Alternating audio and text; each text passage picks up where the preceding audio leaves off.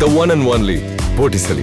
Botticelli and Raphael, shirts and trousers. புதிய தலைமுறையினர்களுக்கு வணக்கம். இன்றைக்கான பிடி நேஷனல் பகுதியில் முதல் செய்தியா, உத்தரப்பிரதேச மாநிலம் அயோத்தியில் ஜனவரி 22ஆம் தேதி ராமர் கோயில் திறக்கப்பட இருக்கு. இதற்காக நாடு முழுக்க இருக்கிற பல்வேறு அரசியல் கட்சி தலைவர்கள், பிரபலங்கள், ஏராளமானோர் கலந்துக்கிருக்காங்க. லட்சக்கணக்கான மக்கள் அங்கே குவிவாங்க அப்படின்னு எதிர்பார்க்கப்படுது. இதற்காக பல முன்னெச்சரிக்கை நடவடிக்கைகளும் எடுக்கப்பட்டிருக்கு. இந்த ஒரு சூழலில் அயோத்தியில் ராமர் கோயில் திறப்பு விழாவை ஒட்டி மத்திய அரசு அலுவலகங்கள், மத்திய நிறுவனங்கள், தொழில் நிறுவனங்களுக்கு அரை நாள் விடுமுறை கொடுக்கப்படுறதாக மத்திய அரசு அறிவிச்சிருக்காங்க.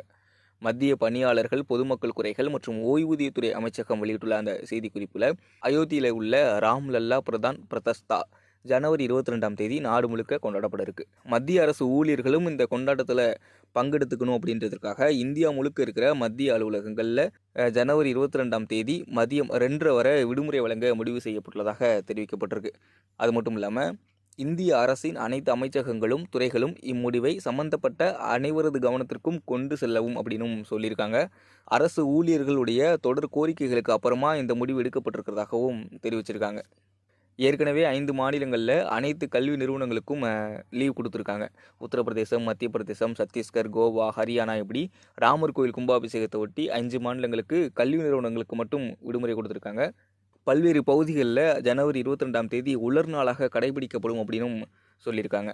அது மட்டும் இல்லாமல் ராமர் கோவில் திறப்பு விழாவை ஒட்டி பிரதமர் நரேந்திர மோடி சிறப்பு தபால் ஒன்றையும் வெளியிட்டிருக்கார். குஜராத்தில் கடந்த 2002ஆம் ஆண்டு நடந்த கலவரத்தில் பில்கிஸ் பானு அப்படின்ற 21 வயது பெண் கூட்டு பாலியல் வன்கொடுமை செய்யப்பட்டார். அவருடைய 3 வயது மகள், அவருடைய குடும்பத்தினர் உட்பட 14 பேர் அவருடைய கண் முன்னாடியே படுகொலை செய்யப்படுறாங்க. இது தொடர்பான வழக்கில் 11 பேர் குற்றவாளிகளாக சேர்க்கப்படுறாங்க. இது தொடர்பான வழக்கை விசாரித்த சிறப்பு நீதிமன்றம் கடந்த 2008ஆம் ஆண்டு அந்த குற்றம் சாட்டப்பட்டிருந்த 11 பேருக்குமே ஆயுள் தண்டனை கொடுத்து தீர்ப்பளிச்சிருந்தாங்க. இந்த தண்டனையை மும்பை உயர்நீதிமன்றமும் உறுதி செஞ்சிருந்தது. இந்த ஒரு சூழலில் கடந்த 2022ஆம் ஆண்டு குற்றவாளிகள் நன்னடத்தையின் அடிப்படையில் குஜராத் அரசால் விடுதலை செய்யப்படுறாங்க. இது நாடு முழுக்க பல அதிர்வலைகளை ஏற்படுத்துது. இந்த முடிவை எதிர்த்து பில்கிஸ் பானு தரப்பில் உச்சநீதிமன்றத்தில் மேல்முறையீடு செய்யப்படுது. மேலும் பலரும் இது தொடர்பான வழக்கில் மேல்முறையீடு செய்கிறாங்க. இந்த வழக்குகளை விசாரித்த உச்சநீதிமன்ற நீதிபதி நாகரத்னா தலைமையிலான அமர்வு கடந்த ஜனவரி 8ஆம் தேதி தீர்ப்பு கொடுத்திருந்தாங்க.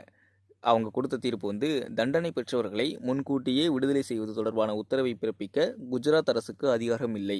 குஜராத் அரசின் முடிவு ரத்து செய்யப்படுகிறது அப்படின்னு சொல்லியிருந்தாங்க.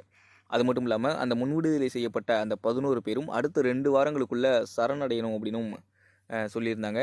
இந்த ஒரு சூழலில் அந்த குற்றவாளிகளில் 5 பேர் அந்த சரணடைவதற்கான காலக்கெடுவை நீட்டிக்கணும் அப்படின்னு உச்சநீதிமன்றத்தில் வியாழக்கிழமை மனு தாக்கல் செஞ்சுருக்காங்க. அந்த 5 பேருமே வேறு வேறு காரணங்களை சொல்லியிருக்காங்க. கோவிந்தபாய் நாய் அப்படின்ற ஒருத்தர் என்ன சொல்லியிருக்காரு அப்படின்னா, என்னுடைய அப்பாவுக்கு 88 வயசு ஆகுது, என்னுடைய அம்மாவுக்கு 75 வயசு ஆகுது, அவங்க 2 பேருமே என்ன சார்ந்திருக்காங்க அப்படின்னு சொல்லியிருக்காங்க. இன்னொருத்தரான ரமேஷ் ரூபாபாஸ் அப்படின்ற ஒருத்தர், என்னுடைய மகனுடைய திருமணத்தை ஏற்பாடு செஞ்சுருக்கேன், அதை முடிச்சுட்டு தான் என்னால் வர முடியும் அப்படின்ற மாதிரி சொல்லியிருக்காரு. மிதேஷ் அப்படின்ற ஒருத்தர் என்ன சொல்லியிருக்காரு அப்படின்னா, என்னுடைய விவசாய பொருட்கள் அறுவடைக்கு தயாராக இருக்குது அப்படின்னு சொல்லியிருக்காரு. சரணடைவதற்கு முன்னாடி நான் என்னோடய பணிகளை முடிக்கணும் அப்படின்னு ஆசைப்பட்றேன் அப்படின்னு சொல்லியிருந்தார். மேலும் இருவர் தங்களுடைய உடல்நிலைகளை காரணம் காட்டியிருக்காங்க.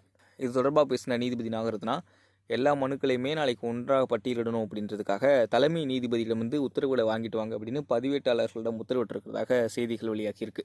பராவணி லக்னோ எக்ஸ்பிரஸில் பேசஞ்சர் ஒருத்தங்களை கன்னத்தில் அரைஞ்ச டிக்கெட் பரிசோதகர் இடைநீக்கம் செய்யப்பட்டிருக்கார். இது தொடர்பான வீடியோ வெளியாகி வைரலானதுக்கு அப்புறமா இந்த நடவடிக்கை மேற்கொள்ளப்பட்டிருக்கு. இது தொடர்பாக மத்திய ரயில்வே துறை அமைச்சர் அஸ்வினி வைஷ்ணவ் தன்னுடைய எக்ஸ் வலைத்தளத்தில் இது பற்றி பதிவிட்டிருக்காங்க. என்ன அப்படின்னா, இது போன்ற தவறான நடவடிக்கையை நாங்கள் ஏற்றுக்கவே முடியாது, டிக்கெட் பரிசோதகர் சஸ்பெண்ட் செய்யப்பட்டிருக்கார் அப்படின்னு சொல்லியிருக்காரு.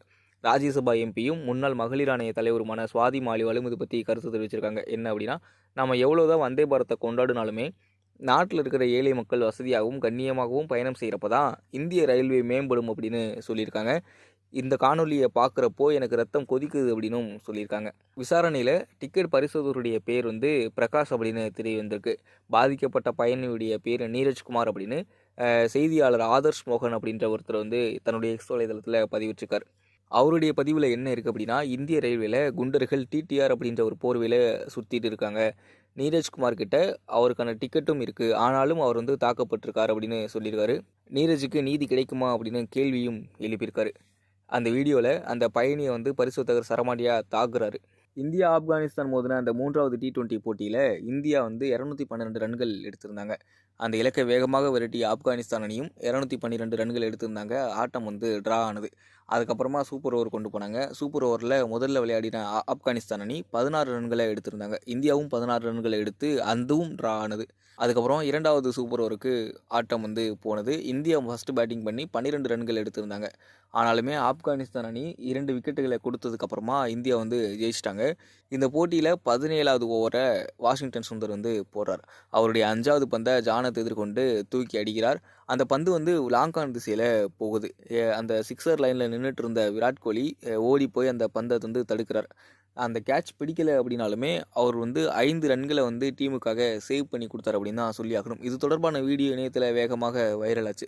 இந்த நிலையில் அது தொடர்பான புகைப்படத்தை பதிவிட்டிருந்த தொழிலதிபர் Anand Mahindra, hello Isaac Newton, புவியீர்ப்புடைய எதிர் நிகழ்வை கணக்கிடுறதுக்கு எங்களுக்கு உதவ முடியுமா அப்படின்னு கேட்டு ஒரு ட்விட் ஒன்று போட்டிருக்காரு. இந்த ட்விட் இணையத்தில் வைரலாகிட்டு இருக்கு. இதற்கு பலரும் தங்களுடைய கருத்துக்களை பதிவிட்டிருக்காங்க. வீடியோ ஒரு பக்கம் வைரலாச்சு அப்படின்னா இந்த ட்விட் இன்னொரு பக்கம் வைரலாகுது. பார்ட்டி வேர்னாலும் ஐ ப்ரிஃபர் போட்டிசலி.